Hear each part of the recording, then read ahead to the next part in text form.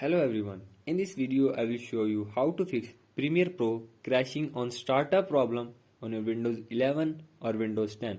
So to fix this issue, follow every step as I am showing in this video, and do not forget to subscribe this channel and also press the bell icon for the latest upcoming videos. Hope so this will fix your problem and help you a lot.